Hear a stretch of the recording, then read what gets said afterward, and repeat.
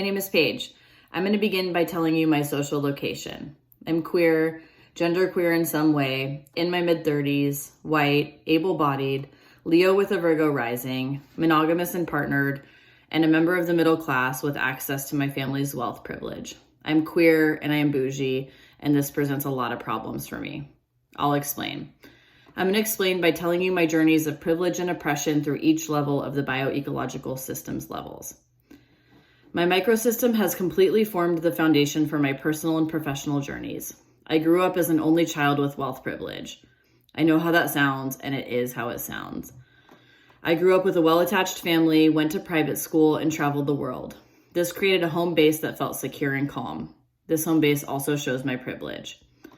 I don't love talking about having more than others and how unaware I was of it at the time, but I do love talking about the ways that my loving, amazing family created a safe home base and told me I could be anything I wanted and that they would help me do it. My microsystem was strong growing up, and it is still strong today. My mom is my biggest cheerleader, and my dad is tied for first. I call them for encouragement and support daily. I think the story that best shows my privilege and my family's belief in me is that when I was born, my grandma said I would be a doctor. My mom retells this story often, and here I am on the path.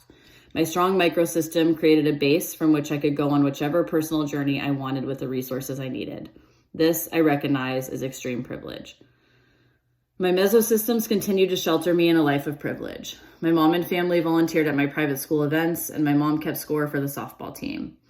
My family has always been involved with my other systems to support me. They support me so strongly that they even help at gay events despite their conservative politics. My conservative dad even once bartended at a gay pride for me. Picture it. My microsystems and mesosystems kept me so unaware of the world around me, unaware of my own privilege, and unaware of oppression until I left for college. My life changed dramatically in college when I realized I'm also oppressed. Throughout high school, I was in what is called a heterosexual trance. I realized I was queer in middle school, and then my brain blocked it out, and I literally forgot until college in Boston. When I rediscovered my queerness, everything changed. Suddenly, I had a new exosystem, a new community other than the wealthy community I was raised in.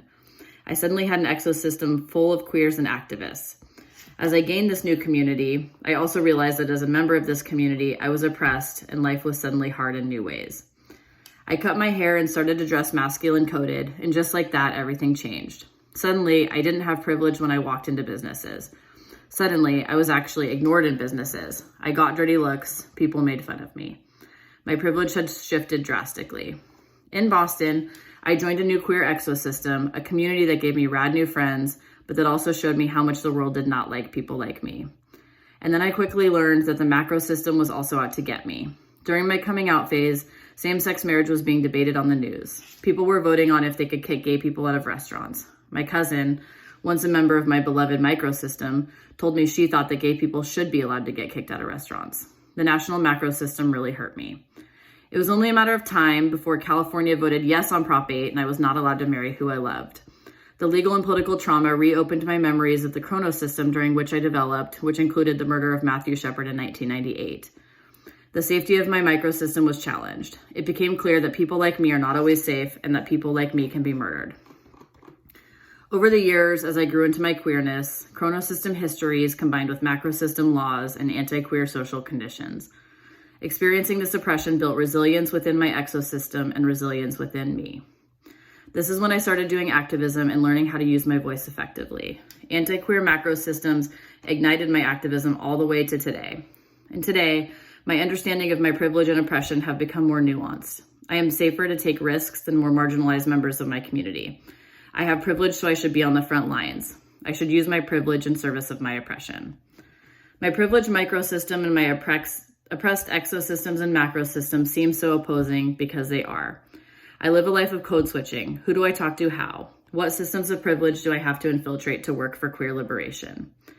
It's so weird to have such opposing experiences. I get nasty looks when I walk into my parents' country club in short hair and a flannel. All the opposing experiences, and here I am. So hey, I'm Paige. I'm queer. I'm some type of genderqueer. My life has generally been easy, and there are a lot of people who think I should die.